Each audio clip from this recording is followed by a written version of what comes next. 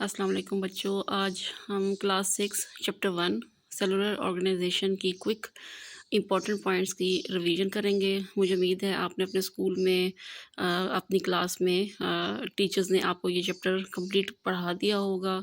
अब आपने इसको अच्छी तरीके से याद करना है ताकि आपको ये एग्ज़ाम्स में हेल्प करे। तो इसकी आज हम क्विक जो है ना फ़ौरन जैसे आपको एक चीज़ याद हो लेकिन हम उसको इसकी रिवीजन करते हैं।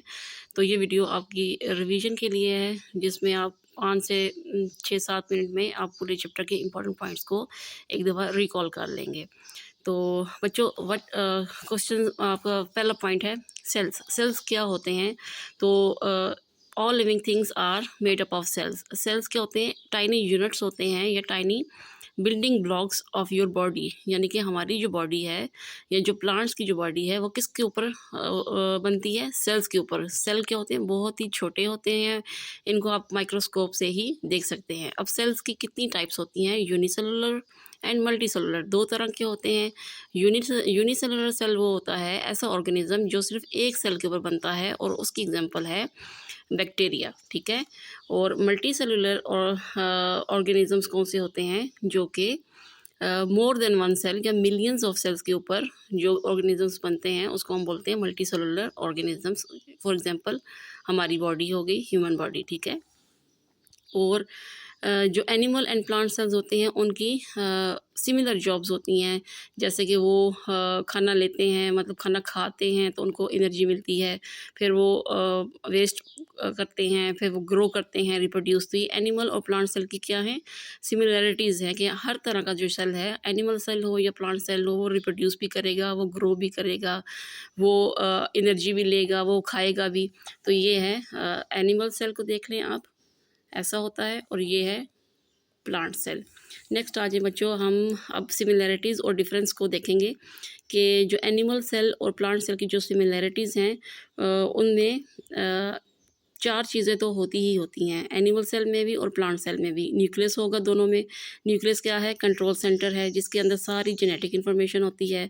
नेक्स्ट है बेटा साइटोप्लाज्म। साइटोप्लाज्म एनिमल सेल में भी है और प्लांट सेल में भी है। और ये क्या होता है? एक जेली लाइक सब्सटेंस है, एक फ्लूइड होता है, लिक्विड होता है जिसके अंदर सारी चीज़ें पड़ी होती हैं, जैसा कि माइटोकॉन्ड्रिया, राइबोसोम्स और इस क्लोरोप्लास्ट, ये सारी चीज़ें साइटोप्लाज्म के अंदर पड़ी होती हैं। अब सेल मेम्ब्रेन दोनों ही सेल्स के अंदर होती है। प्लांट सेल में भी है और इसमें भी है, एनिमल सेल में भी है। और सेल मेम्ब्रेन का मेन फंक्शन क्या होता है बेटा?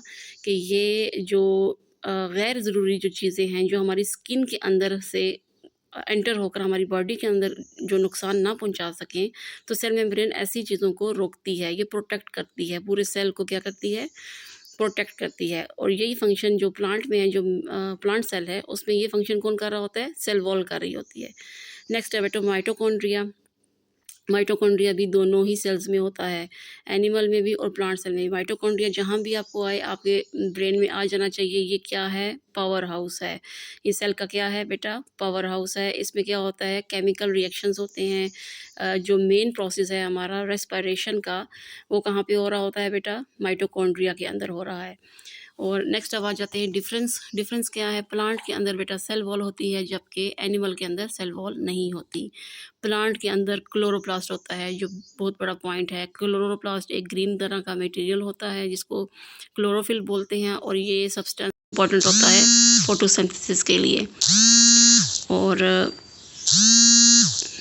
नेक्स्ट है बेटा इसका वैक्यूल। इसमें